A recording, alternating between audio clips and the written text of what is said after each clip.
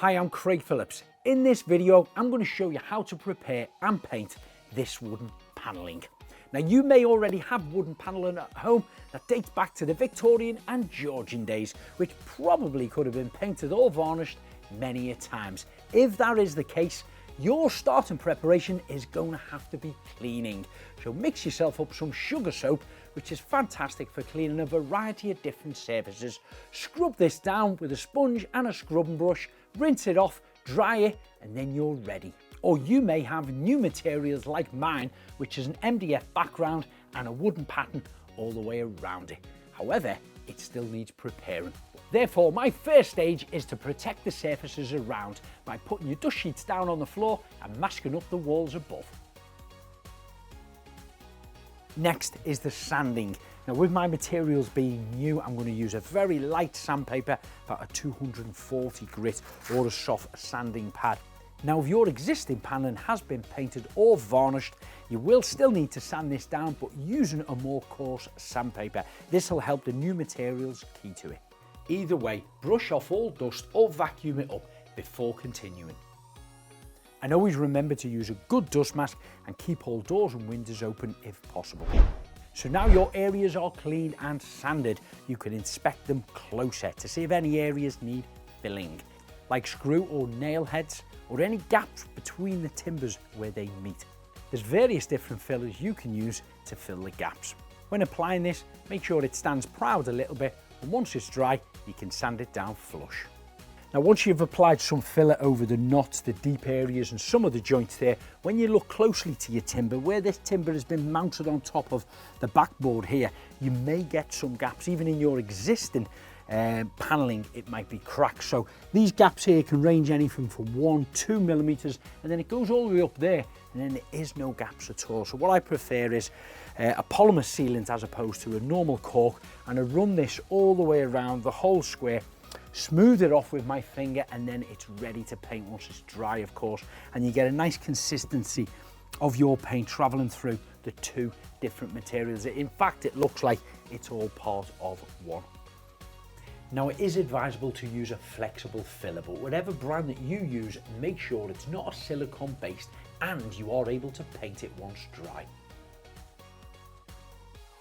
Now the wood filler is dry, it's time to sand it, but don't forget your dust mask. Once finished, again, remove any dust using a brush or a vacuum cleaner. Now, the next stage is to apply some finishing coat on the bare wood and the new surfaces as well. Of course, I've got MDF here and pine wood, which will still be quite porous when it's had no primer or anything on there. So this is perfect for applying a couple of coats on before you actually paint it, and it stops the different colours kind of flashing through your first coat of paint. If at home your area is already painted and you've just cleaned and sanded it down and you've had to do some filling, like I've done around these edges or in sections like this, you can still apply the finishing coat over them porous areas before you start painting. One of the benefits of using finishing coat is that it stops moisture from the paint absorbing into the new wood and MDF. This makes for a much smoother finish. Now, it may look like I'm a bit slapdash popping this on, because of course I've got the roller putting it on like this, left, right and up and down, just to spread it on quicker, and then I'm feathering out with the brush. But each time I do feather it out, I am going with the grain of the wood on the underside lip there and then dragging it down the sides. The grain comes down here. That's after I've already gone through the centre there, and that way I'm spreading the finishing coat as even as possible, but I'm not allowing any build up in the corners in here, because although it's thinner and it really absorbs into it and dries quite clear, you've still got to treat it like a paint. You're applying on a liquid with the paintbrush, so you don't want any drips on there, and you do want to get it as even as possible. But you can just see the difference now in the colour where that is penetrating into there, but I'm going over and over these corner edges to avoid any runs. Now my first layer of finishing coat is dry, I'm going to apply a second coat, but first I'm going to give it a gentle tittle with a light sanding pad.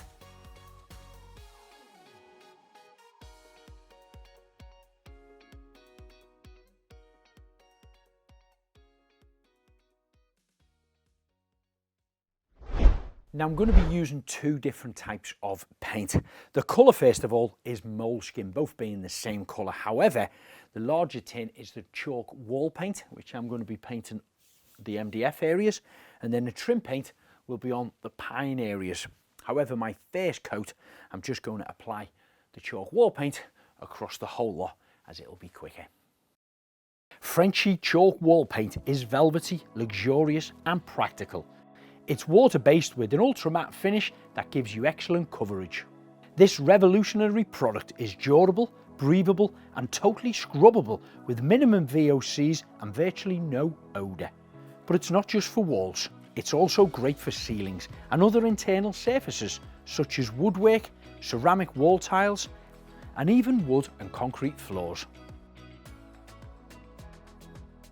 Now I've used both the wall and trim paint for two contrasting finishes. However, if you only have one tin available, you could use either paint across both surfaces. So once you've covered the area with your roller, you want to start to, first of all, cutting around these edges here, stabbing your brush into the corner and going along the edges. That way it's going on the timber itself and the MDF. Up to both sides, making sure you're not leaving any areas unpainted. And now I'm going to take the brush to feather it, and it doesn't matter which way you're going on the MDF, whether you're going up and down or left to right on it.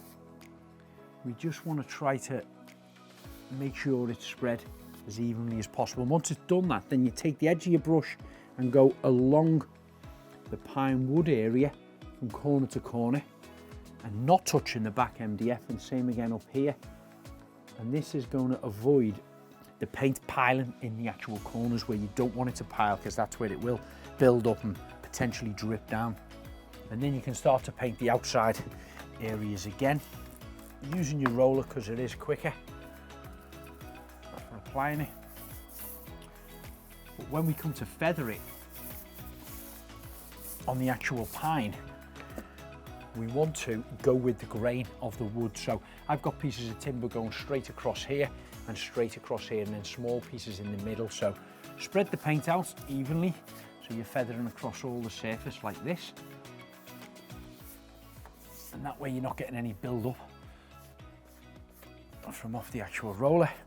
And then again, just going over them edges, and then we'll finish this line here, this one here, because the grain is going that way, and then where the timber goes right across, finish it that way. Now the first layer of chalk wall paint is dry, you can have a good examine of the area itself. Run across it with your hands, seeing if there's any bits that are maybe standing proud, or you might have got some drips in them that you need to sand out. You can also give it a light little tickle just with something really high sandpaper just across the surfaces like that, because there is dust and molecules in the area which will settle on there. And once you've done that and you rub your hand over it, you can actually feel the difference in there. It's also wise to check the areas where you filled in over the nail and screw holes.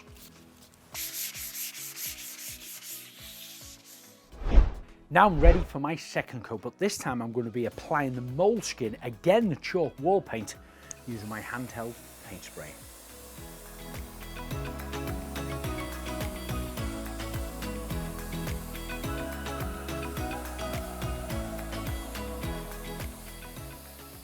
That is the chalk wall paint now complete. 3 full coats across both the MDF and the pine wood itself. The first coat was applied on with the roller and feathered out with the paintbrush. This was left for about 3 hours before we applied a second coat using a handheld paint sprayer. I sprayed it up and down from top to bottom, right the way across the wall, left it for about 1 hour, and then applied a second coat going left to right. So 3 solid coats now. It's at about 3.5 to 4 hours to dry.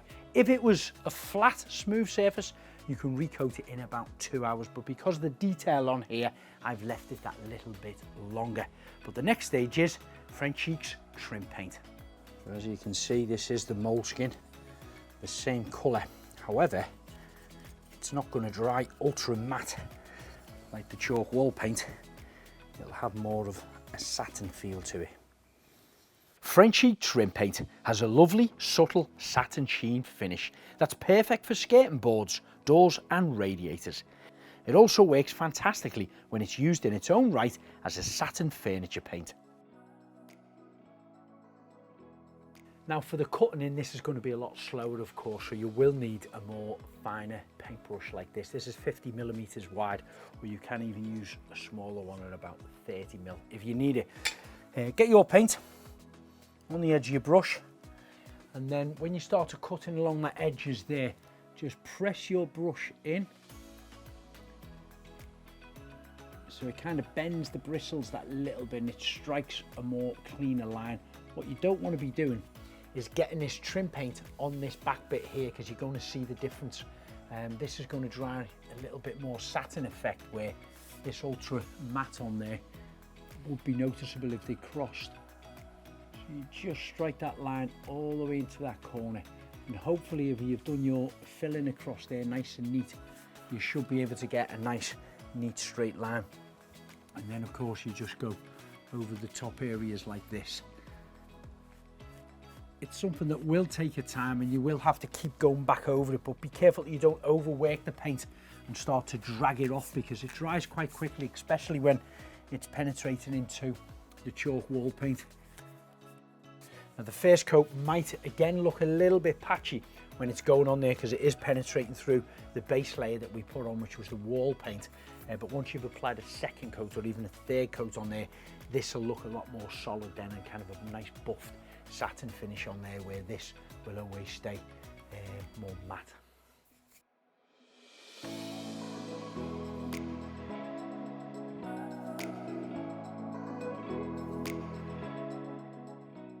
The first layer of trim paint is now complete. It did take me about an hour or so to complete that area. I'm going to leave it for at least 4 hours before applying my second coat. That's my second layer of trim paint now applied, and to be honest, I think it looks fantastic. It's a real good solid finish to it. I'll double check it in about 2 or 3 hours time when it's dry to see if it needs a third one, but if I'm being honest, I think it looks great as it is.